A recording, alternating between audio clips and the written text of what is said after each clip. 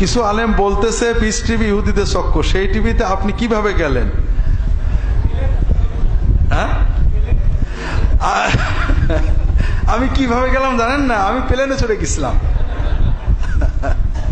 কথা হলো ভাইরা, আসলে তো সময় দেরি হয়ে যাচ্ছে, আলহামদুলিল্লাহ সময় আছে। যেটা বলছিলাম, কথা হলো কিছু আলেম বলছেন পিস টিভি ইহুদিদের চক্র। এটা অবশ্য খুব গুরুত্বপূর্ণ কথা। আপনাদের জানা মতে পিস টিভি দেখে মুসলমান ইহুদি হয়ে গেছে কয়েক লক্ষ, ঠিক না? হ্যাঁ হ্যাঁ, তা কি হয়েছে? আমি বলছি আপনাকে, আমি নাম বলছি না, চাঁদপুরে ছিলাম, চাঁদপুরে এক ডাক্তার, FCPS ডাক্তার, শিশু বিশেষজ্ঞ, তিনি বলছেন যে আলেমরা জাকির নায়েকের বিরুদ্ধে বলে, আমি অত বুঝি সুঝি না, আমি খুব উচ্চশিক্ষিত ডাক্তার, ভদ্র মানুষ, লম্বা দাড়ি, বলে আমার এখানে একটা হিন্দু আছে কর্মচারী, অনেক আগে থেকে, শুধু জাকির নায়েক শুনে শুনে সে মুসলমান হয়ে গেছে আজ থেকে 4 বছর আগে।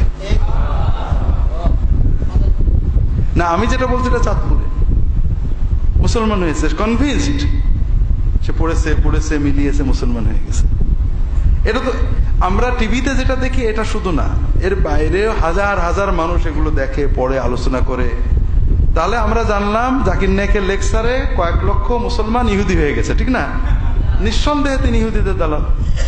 আর নাকি আপনারা মনে করেন ইহুদিরা টাকা পয়সা দিয়ে এমন দালাল রেখেছে যার দ্বারা লোকজন ইহুদি ধর্ম ছেড়ে মুসলমান হয়ে যাচ্ছে? এরকম হয় নাকি? বিএনপি এমন দালাল রাখছে, দালাল শুধু লোক আওয়ামী লীগে নিয়ে যাচ্ছে, এরকম হবে নাকি? অনেকে বলেন আপনারা দেখেন মুসলমান হয়, ওরা মুসলমান থাকবে না, খুব কষ্ট লাগে। এটা কি কোনো মুসলমানের কথা?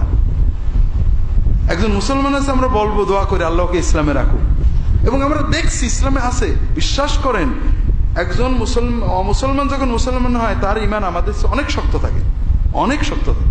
কত কষ্ট তারা স্বীকার করে। পিস টিভি ইহুদি খ্রিস্টানদের পক্ষে কি কি বলেছে আপনারা লিস্ট দিন, আমি আজ পর্যন্ত পাইনি কিছু। জাকির নায়েকের বিরুদ্ধে যেসব বই লেখা হয়, বই আমি দু একটা ছোট মোটো পড়ছি, পড়ে আমার বিরক্তি লেগে গেছে। আমি জাকির নায়েক কি বলে তাও জানি না ভালো। এই জন্য জাকির নায়েক ইহুদিদের দালাল।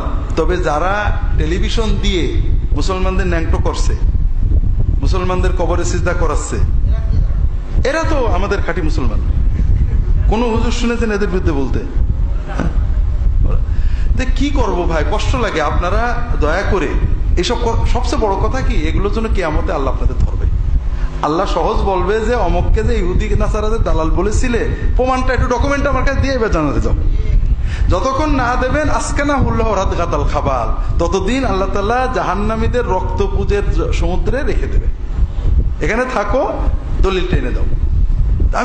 আমি বলবো জাকির নায়েকের অমুক কথা খারাপ, নো প্রবলেম, এই কথাটা এই যে ভুল করেন, এটা ঠিক করেন। 2 নম্বর কথা হলো, আমরা মানুষের ভালোটাকে মূল্যায়ন করব। তিনি অনেক ভালো কাজ করছেন, খারাপটাকে খারাপ বলবো, তার এটা খারাপ। এটা হলো জাকির নায়েকের ব্যাপারে এই যে কথাগুলো। এরপরে কথা আছে, হুজুররা জাকির নায়েকের বিরুদ্ধে বলছে, এটা খুব ভালো, আপনাদেরও বলি আপনারা এই লাইনে থাকবেন। সেটা হলো, আগে আমাদের দেশের আলেমরা, চরমুনা হুজুর আগে দেওয়ানবাগের বিরুদ্ধে লড়তো, এখন লড়ে, ভালো হয়ে গেছে, মারামারি করে না। এরকম অনেক আলেম বেদাতীদের বিরুদ্ধে লড়তো, বহস করতো, এখন আর কিন্তু নেই ওসব। এখন সব ভালো আলেম যারা, তারা জাকির নায়েকের আহলে হাদিসের বিরুদ্ধে বলে। এতে 1 নম্বর আলহামদুলিল্লাহ বাংলাদেশে শান্তি আসছে, ঝগড়াঝাটি কমে গেছে। 2 নম্বর, এই সমস্ত বেদাত, কবর, মাজার, এরা নিরিবিলি শান্তি মতো কাজ করতে পারছে, ঠিক আছে না? হ্যাঁ। আর জাকির নায়েকের বিরুদ্ধে বলে তো মারামারি হয় না। জাকির নায়েক ইন্ডিয়ায় থাকে, ও তো শোনেও না এসব কথা। আমরাও বললাম, মানুষও জিন্দাবাদ দিল, মারামারিও হলো না, খুব ভালো হচ্ছে না।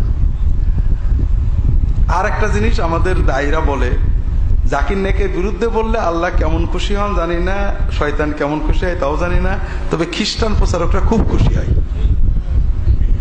কারণ জাকির নায়েকের লেকচার শুনলে কেউ খ্রিস্টান হয় না, কোনো মুসলমান।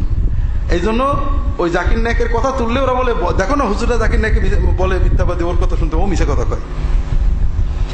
এখন কথা হলো ভাইরা, জাকির নায়েক কাজ করছে, তার ভুলকে আমরা ভুল বলবো, ডকুমেন্টেড বলবো যে এই জিনিসটা ভুল করেছেন, আর সুযোগ থাকলে তাকে জানাবো, না থাকলে আমরা আমাদের কাজ করব। সবচেয়ে বড় যে আমরা বাংলাদেশের 1 লক্ষ আলেম প্রত্যেকে 1 কোটি বার বলবে জাকির নায়েক ইহুদি দালাল, জাকির নায়েক দেখো না, তাতে কি জাকির নায়েকে দেখা বন্ধ হবে? আপনারা কি জানেন যে প্রতিদিন বাড়ছে দেখা? বন্ধ করতে গেলে কি করতে হবে? আরেকটা হানাফি পিস টিভি বা দেওবন্দি পিস টিভি অথবা বাঙালি পিস টিভি বানাতে হবে। বানায় সেখানে আপনি আপনার কথাগুলো বলেন, দেখবেন মানুষ ভালো মন্দ বেছে নেবে। আপনি যাবেন না শুধু ঘরে বসে না না করে, কাজ হয় না তো, এটা শুধু সময় নষ্ট। এইবার আমি কি করে গেলাম, আমি না, বাংলাদেশের আরো অনেক ভালো আলেম গিয়েছেন। এটা দ্বীনি দাওয়াতের একটা প্ল্যাটফর্ম। তারা আমাকে বলেছে যে আপনি আসবেন কিনা, আমি বলছি আলহামদুলিল্লাহ। আমি আমার কথা বলছি, আমি আমার কথার জন্য দায়ী। আমাকে অনেকে বলেছেন যে আপনি অমুক অমুকের সাথে বসছেন কেন, এটা করছেন এটা করছেন, বলে দেখেন আমি আমার কথার জন্য দায়ী। আমি এটাকে দ্বীনি দাওয়াতের একটা প্ল্যাটফর্ম মনে করছি। আমি গুনাহগার, মরে যাব, আমার কথাটা বেশি লোকের কাছে যাওয়ার সুযোগ নেই, পিস টিভির মাধ্যমে কয়েক লক্ষ মানুষের কাছে যাবে।